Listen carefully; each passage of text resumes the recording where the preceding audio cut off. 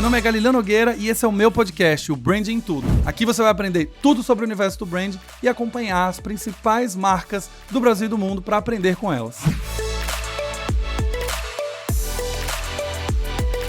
Sejam bem-vindos a mais um episódio do Branding em Tudo Podcast. Agora um episódio especial, específico, para analisar as provas do Big Brother Brasil 22. Eu tinha combinado com vocês que o episódio sairia só hoje, na terça-feira, só que no final das contas eu não quis deixar vocês órfãos, então subi um episódio na sexta-feira passada com um pouquinho mais de teoria de como mensurar branding. E aí na terça, agora que vocês estão ouvindo esse episódio, vocês vão ver só as análises de prova do Big Brother. É um teste que eu tô fazendo, se vocês preferem que tenha teoria e prática junto de um mesmo episódio, ou que quem gosta só das análises, só escuta as análises. Quem aprender teoria vai ouvir um episódio só de teoria também. Então a gente vai ficar nessa frequência de sexta e terça. Vamos ver como vai ser. Vocês vão me avisando, vão me dando feedback. Então me contem se vocês gostarem desse formato dos episódios quebrados ou os episódios juntos, beleza? Mas antes da gente começar, se você chegou por aqui, seja bem-vindo ao Branding Tudo Podcast. Se algum amigo encaminhou um episódio e essa é a primeira vez que você tá ouvindo, eu sou o Galileu Nogueira, tenho 13 anos de experiência de mercado, ajudando a construir marcas muito queridas como LiveUp, Banco Cora, 99, Oracle, Philips, Ambev, Consul e tantas outras marcas muito legais nesse mercado brasileiro. E aqui no Branding Tudo eu falo muito sobre a construção de marca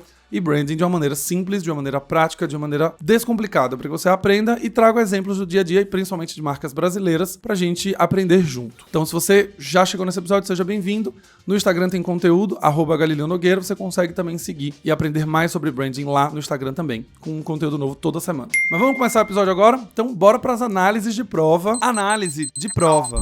Bom, aquele momento que todo mundo gosta das análises de prova do Big Brother 22, mas eu não consigo começar esse episódio sem falar na chatice que estão essas provas agora, na chatice que tá a acompanhar o programa. O elenco tem zero comprometimento em gerar entretenimento, conteúdo, o que é muito estranho, inclusive, porque os camarotes trabalham com isso, são pessoas de entretenimento, são pessoas que o seu trabalho, a sua função é justamente trazer entretenimento e conteúdo, são as pessoas que estão menos gerando conteúdo dentro da casa, sem falar nas provas, e as provas também estão extremamente sem graças, assim, as mecânicas, elas já foram se perdendo ao longo do tempo do Big Brother, mas parece que nessa edição em si, as provas elas estão cada vez mais iguais. É uma pena, a gente teve uma época de Big Brother que as provas eram muito personalizadas, cada marca tinha seu principal atributo sendo trabalhado. Eu comentei isso no post da semana passada, prova da Super Bonder, né, pra falar da fixação da cola, os participantes eram colocados de cabeça pra baixo. E o desafio era uma prova de resistência de quanto tempo eles conseguiam ficar assim. Mostrava a efetividade da cola, mostrava a resistência, era divertido, gerava conteúdo, gerava conversação. A impressão que eu tenho agora é que as provas que o programa tá colocando, como eles sistematizaram as provas, então é prova de sorte, tem que durar no máximo 15 minutos. A mecânica sempre tem que passar de uma fase para outra. Eles estão só trocando as marcas e encaixando as mensagens, mas eles padronizaram as provas.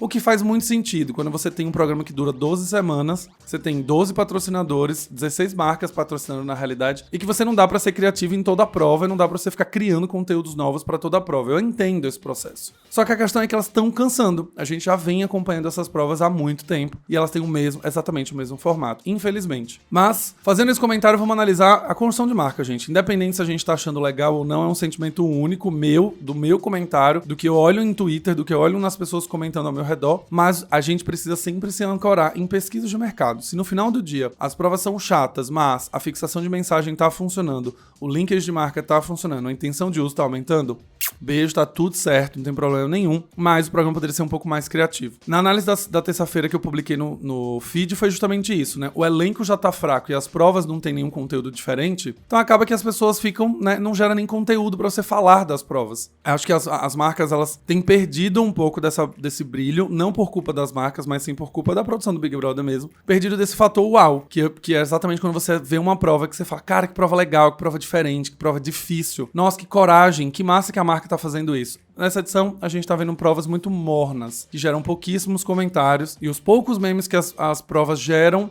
eles acabam se esgotando muito rápido, né? Você tem a da Ceará na semana retrasada, que você tinha a Nayara lá batendo no queijo, gerou um monte de meme, mas do mesmo jeito que nasceu, morreu muito rápido. Mas bora lá, então, analisar essa semana que passou. Algumas coisas que eu já nem vou mais comentar, porque basicamente, gente, essas marcas não estão fazendo nada de diferente. Eu imaginava que elas iam fazer algum tipo de ativação diferente semanalmente, mas elas estão repetindo a mesma ativação, não sei porquê, né? Não sei se é por uma questão de produção, custo, etc, mas elas estão repetindo. As duas marcas que eu tô falando são Coca-Cola Zero que aconteceu o Cinema do Líder na terça-feira, dia 1º. Basicamente, o almoço do Líder no dia 2, na quarta-feira, com a Downy. Elas são marcas fixas, né? A Coca-Cola são todos os cinemas do Líder e todo o almoço do Líder também é da Downy. O Cinema do Líder não tem mistério. Coca-Cola é uma ativação muito besta para o tamanho da marca, a magnitude que a marca tem. Eu acho ela muito sem graça. Você tem toda a parte de awareness de marca, obviamente, quarto é vermelho, preto, logo da Coca-Cola espalhado em todas as paredes, geladeira da Coca-Cola, a própria Coca-Cola, enfim. Gera bastante lembrança de marca, mas no começo da prova, a leitura do texto fala sobre Coca-Cola Zero. Você não vê logo da Coca-Cola Zero em lugar nenhum. Fui corrigido por uma seguidora que falou, não, mas não existe mais o logo da Coca-Cola Zero, agora é Coca-Cola normal, e embaixo tem uma legenda chamada sem açúcar. Só que em nenhum momento da prova, nenhum momento da ativação em si, você vê alguma menção a Coca-Cola Zero. Eles só falam no começo e todo o resto é Coca-Cola normal. O joguinho que o líder precisa jogar pra destravar as comidas, etc. Super sem graça, nada demais. Você tem... É um jogo de Tetris, muito mal feito, inclusive.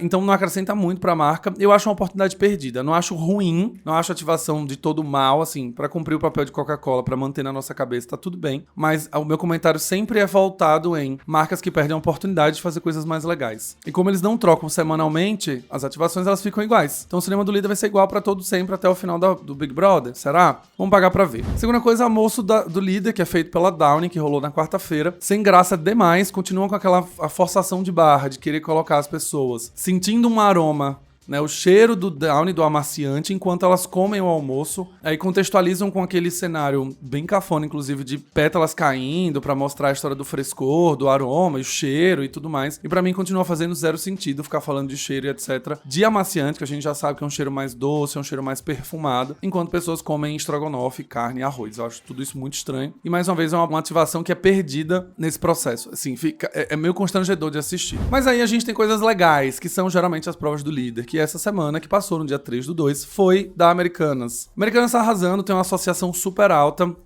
Vou liberar o tracking de marca essa semana, sexta-feira no Instagram. Tem uma associação super alta com o Big Brother, o awareness dela já é alto, todo mundo já tem uma associação forte ao programa. E a prova do líder não poderia passar batido também. Então a primeira coisa que eu quero comentar é a questão das mensagens. Eles continuam trabalhando só Americanas tem tudo a toda hora em qualquer lugar. Essa é a mensagem principal que passava no telão durante toda a prova. E depois a gente tinha outras mensagens de cupom de desconto, de entrega rápida, que eram alternadas no telão. Mas a principal mensagem é só Americanas tem tudo a toda hora em qualquer lugar. A mecânica da prova era um jogo da memória, então você tinha vários produtos e várias rodadas em que os produtos iam mudando, o que reforça bastante o atributo de variedade, o que eu achei ótimo. A Americanas tem batido muito nessa tecla desde a primeira ativação para mostrar que existe uma variedade de produtos e que na Americanas você acha, para tornar aquele lugar um lugar onde você encontra tudo. Posicionamento bem similar da Amazon. A Amazon e a Americanas estão indo para esse mesmo lugar, né, que você de A a Z você encontra na Amazon. Então a Americanas está disputando por esse posicionamento que já existe no mercado por uma marca que no Brasil faz pouco investimento em comunicação, mas globalmente é uma marca que já tem muita força e esse posicionamento que você encontra tudo na Amazon é algo extremamente explorado, principalmente em séries no TikTok, né? Coisas que você acha na Amazon é uma série super famosa no TikTok. Você consegue encontrar vários produtos e são os TikTokers analisando produtos improváveis que você encontra na Amazon. O brand linkage dessa prova foi muito bacaninha. Você tinha o vermelho no cenário inteiro, do cabeça aos pés, parede, teto, chão, tudo que aparecia era vermelho. Fonte, tipografia da Americanas sempre em evidência, mas existia um posicionamento de câmera que era quando mostrava os participantes no momento que eles iam escolher os produtos, que não se aparecia logo da Americanas. Isso pode afetar um pouco o brand linkage, mas eu acho que não afeta muito. Mas poderia ser mais um lugar se colocasse o logo ali pra gente reforçar a associação. Parece muito besteira quando a gente escuta isso, né? Pô, você tem que ficar colocando logo em todo lugar. Tem. Pessoas elas não podem ser confundidas com a cor, não podem ser confundidas com a fonte. Elas precisam ter clareza para que a marca de fato construa algo. Precisam ter clareza do que tá acontecendo e quem é que tá por trás. Então, o linkage ele foi um pouco prejudicado, mas uma coisa que foi o assunto, né, durante essa prova foi justamente o quanto essa mecânica de jogo da memória acabou se estendendo muito e tornando-se repetitiva ao longo do tempo. A prova acabou quase 00:40. Eles não contavam que os participantes iriam ter uma memória tão boa, iam lembrar muito. A última rodada, em que eram 2 pessoas no mata-mata, foram 11 rodadas para chegar no finalista. Então, assim, foram 11 rodadas muito difíceis, inclusive. Mas os 2 jogadores sabiam muito, conseguiam muito ter memória boa e no final das contas, saber onde exatamente o produto estava em qual número.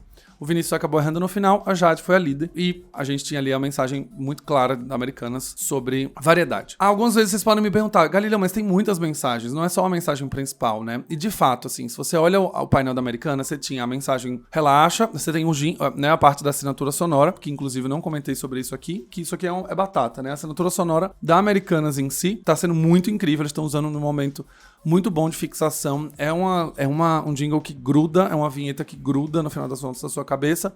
Você tem os filmes de 30 segundos que reforçam isso, você tem momentos da prova que reforçam isso é muito bacana. A chatice da mecânica, ela se deu por se arrastar, mas eu não vejo como um problema pra marca. Não acho que a marca saia prejudicada por uma questão de uma mecânica ser um pouco chata, ou por ter se estendido mais do que o tempo. A população, ela tem uma clareza sobre o que é prova, né, e o que de fato é uma campanha de comunicação de marca, etc. Então, quando a prova é chata, não necessariamente a marca é chata. Você tem, não existe uma associação tão direta. Obviamente, provas legais, divertidas, provas que gerem conteúdo, que gerem memes, que tenham coisas engraçadas pra se falar da prova, geram reforço e conexões emocionais muito mais positivas com quem tá assistindo, com o consumidor. Mas não quer dizer que se a mecânica foi chata, a marca sai prejudicada. A pessoa não quer comprar coisas da Americanas ou não aumenta a intenção de uso porque a prova foi chata. Embora a gente veja esses comentários no Twitter enquanto a gente assiste a prova. E aí eu sempre gosto de lembrar vocês que estão ouvindo aqui o Branding Tudo Podcast, o que está na internet não reflete a opinião da população brasileira. Lembrem-se disso. Reflete a opinião da população que está conectada, que tem uma conta no Twitter e que movimenta e cria conteúdo ali dentro. O Brasil tem 100 milhões de pessoas que não têm internet.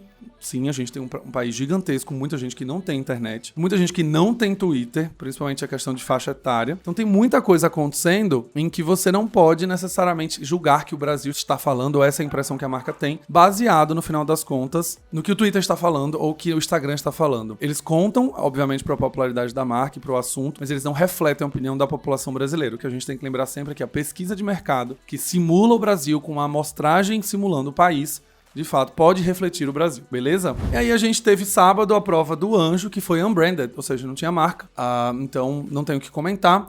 Domingo também é o velho tradicional almoço do Anjo, que a 99 faz. Também não tem muito o que comentar, porque a mecânica é a mesma. Então, o participante entra na sala, assiste um vídeo. O vídeo é sempre um vídeo emotivo, que é o presente do Anjo. E vambora, a mecânica tá igual, nada mudou. A 99 acrescentou algumas mensagens depois do feedback que eu dei. E eu sei disso porque eu ouvi das pessoas lá dentro. Acrescentou uma mensagem para contextualizar as pessoas da plataforma de cuidado, que é onde eles estão trabalhando, mas não fizeram nada de novo. Daí a gente fala sobre o domingo ontem, dia 6/2, para você que tá ouvindo hoje, terça. Na verdade, ontem foi, né, a gravação tá sendo segunda, então eu tô falando ontem porque foi domingo, mas a prova do bate-volta, ela foi oferecida pela Neosaldina Deep, um lançamento do grupo Iperafarma, para associar agora a Neosaldina ao tratamento de enxaqueca. Achei a prova bem redondinha, a mensagem era única, né, então eu achei massa porque eles trabalharam algumas questões nas palavras em si, na expressão verbal, que pra mim acrescentam muito, que é justamente quando o participante ele acertava o lugar onde estava a fichinha pra ele ir pra próxima fase, ele tinha que ler um texto. Por sinal, vale comentar que os participantes, meu Deus, eles não conseguem nem ler um texto direito. Eles não se comprometem a fazer o publi direito. É uma bagunça. Esse Big Brother é uma bagunça. Mas a mensagem, quando eles pegavam a caixinha, era especialista também para sua enxaqueca. Achei muito legal o uso da palavra também, justamente porque você tem uma associação anterior à Neosaldina como remédios para dor de cabeça. E aí agora eles adicionam, né, um também para mostrar que existe um outro ponto, um outro produto que agora também, além dessa marca cuidar de dor de cabeça, ela também cuida de enxaqueca. No final não deixa de ser uma dor de cabeça, só que ela é um pouco mais forte. Nas paredes dessa prova existiam duas outras mensagens, que era alívio da enxaqueca, estava impresso, e o potente contra a dor, também estava impresso. Essas mensagens de apoio, mensagens que estão nessas paredes são as mensagens de apoio, não são as que são faladas pelo participante. Elas contextualizam o produto, que eu achei muito bom, achei no final das contas que deu uma reforçada muito boa na mensagem principal, e teve a assinatura sonora, toda vez que eles também acertavam a cartinha, vinha um Neusar, que é uma assinatura que eles já trabalham em outros lugares, em outras ativações, né, em comercial, em VT, filme publicitário, e no final das contas,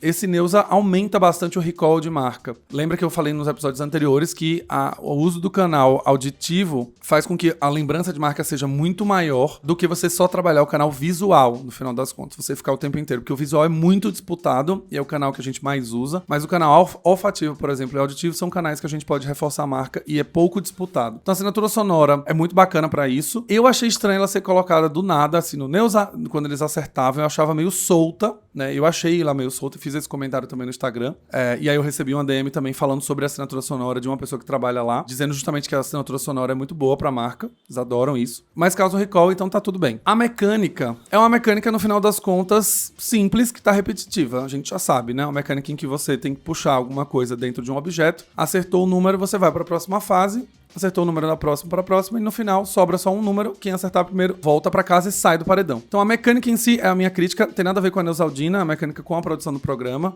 Nos bastidores também, que eu já sei sobre, é que as provas de bate-volta, elas são padronizadas mesmo. Tem pouca personalização, que você pode colocar logo, mensagens de marca e só. Você não consegue necessariamente mudar a mecânica de uma prova, porque ela é ao vivo, ela tem que durar no máximo 15 minutos, ela precisa se resolver nela mesma. Então também não dá pra ficar personalizando sempre. O que eu acho triste, do ponto de vista de marketing e marca, eu gostaria muito que os 64 milhões para as cotas Masters, os 12 milhões, os 150, né, todos os dinheiros que foram pagos, se revertessem em mecânicas mais legais, mais diferentes, porque não é barato. Eu acho que as marcas perdem muito quando elas veem que a mecânica ela não tá construindo necessariamente pra marca. É uma mecânica igual, só que você vai trocando o logo e vai colocando as mensagens, mas no final das contas a roupagem é a mesma. Então, Neusaldina Dib, pra mim, dentro de todas essas análises aqui de prova da Americanas, etc., foi um dos melhores lançamentos, foi uma das melhores ativações, do ponto de vista de mensagem principalmente, né? Especialista também pra sua enxaqueca, tinha a palavra enxaqueca espalhada em todo o cenário, tinha alívio contra dor, alívio da enxaqueca na parede, a mecânica simplinha, constrói um pouquinho pra marca, a mecânica em si constrói um pouco pra marca, mas o tempo de tela, a repetição do Tadeu, a repetição dos personagens, faz com que essa mensagem seja bem entendida. Então, pra gente encerrar esse episódio, basicamente dessa análise de prova, a gente precisa lembrar que estamos falando sempre de brand linkage,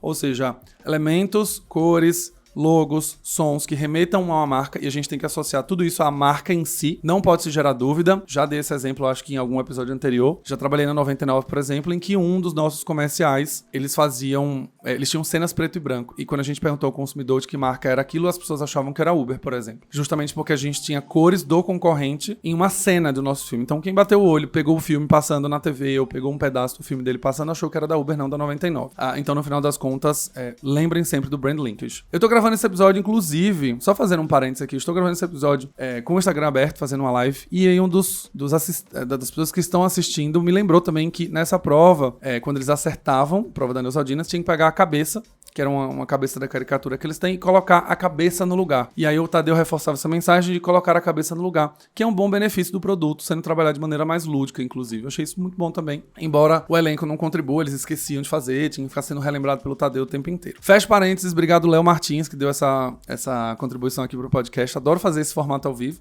Mas pra gente fechar o episódio, mais uma vez, eu comento, sim, a gente falou do brand linkage, a gente tem que lembrar sempre de mensagem. O ser humano só consegue lembrar entre 2 e 3 mensagens, então nada de colocar um monte de mensagem pra ser vendida dentro de uma ativação que às vezes é curta, de 15 minutos. Lembrar sempre que as mecânicas ajudam a construir, então não perder a oportunidade de colocar mensagens nesse processo, fazer os participantes lerem, fazer o Tadeu ler e ter o reforço visual impresso ou no telão, por exemplo, durante toda a prova. Vejo vocês no próximo episódio, beleza? Não esquece de dar aquele like, todo mundo que gostou, e manda pros seus amigos para que eles conheçam e estudem branding mais de perto comigo no podcast Branding em Tudo. Um abraço e até mais!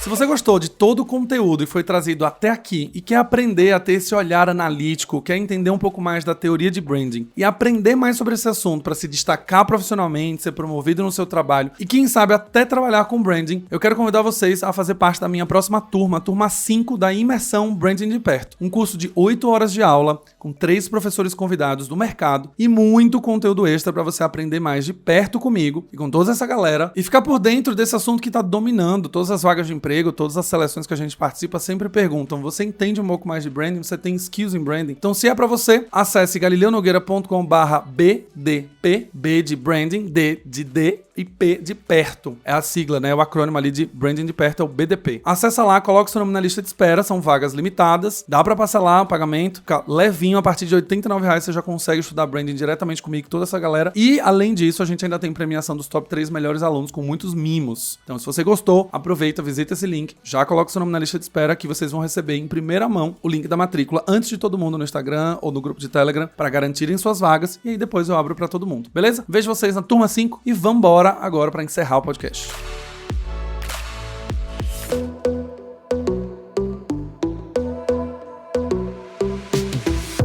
E esse foi mais um episódio do Branding em Tudo, o seu podcast de branding. Não esqueça de me seguir nas redes sociais, @GalileoNogueira, para ficar por dentro de tudo que acontece no mundo do branding.